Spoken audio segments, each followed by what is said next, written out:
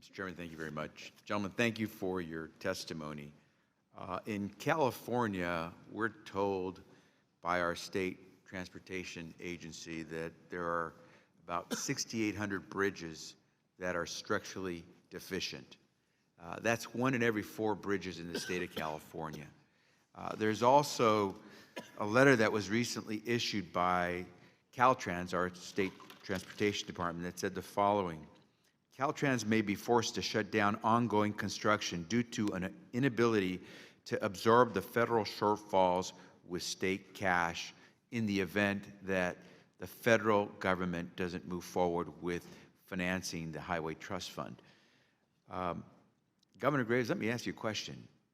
I gotta believe, and let me add one other thing, LA County's Metro agency, which deals with a large sector of all transportation within Southern California, also said the following: in order to avoid massive cost increases associated with construction stoppage or delay as a result of any shortfall in federal funding for these projects, LA Metro would refrain from beginning any new project construction altogether, as well as stop any construction bid notices for projects that are in the pipeline because of the uncertainty of federal funds.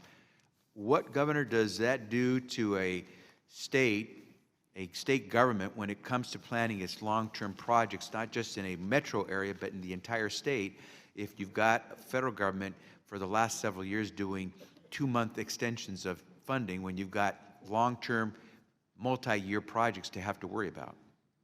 Well, it's obviously incredibly disruptive. I mean, I will tell you all that in my 8-year experience, I thought I had the best state DOT that there was. They were great professionals. They understood what the needs of our state were. I thought their planning efforts were just outstanding. But it involved that partnership with the federal government. Were we frustrated from time to time with some of the regulatory burden? Yes, we were. But we eventually worked through that, and and I know we need to think programmatically, because at the end of the day, it's the delivery that matters, that we got something built and done. But the states have to know that you all are going to be there for them in that funding partnership. And every time there's a bit of uncertainty, it sends shock waves through the various states who are in various stages of planning. I mean, not every state's on the same schedule in terms of a 5-year plan or a 10-year plan or whatever it might be. We happen to have done a 10-year plan in our state while I was in office. But they count on you. They expect that this partnership to work both ways. They'll adhere to whatever requirements the federal government sends their way. But they expect the money, and clearly that's where our problem is today. I think you said the operative words. They count on us. And I think, actually, I compliment all 3 of you for stating pretty clearly that there are pretty straightforward ways of doing this. And I think I've heard a lot about user fees, and I tend to agree with you. If you're going to use it, you should pay for it. And we should step to the plate. I think you all have been saying this. Folks on the outside in state government, local government have been saying this for quite some time. In fact, in Los Angeles, not just city but county, we've stepped to the plate. We've actually passed user fee proposals, ordinances that provide a pot of money that we can come to the federal government with and say, look, we're willing to impose a user fee on ourselves through bonds to show you how serious we are about completing this project. So it's not just going to be federal money that helps pay for California's projects. Our local dollars are being invested, and we're ready to fork it over, put it on the table to show you how serious we are about these projects. I believe that any delay is just an excuse.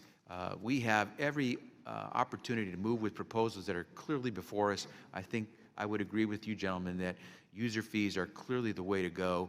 And the sooner we get to it, the better, because we're just deceiving the American public and making them believe that we can fund all that we need without coming to the table. And so you're right.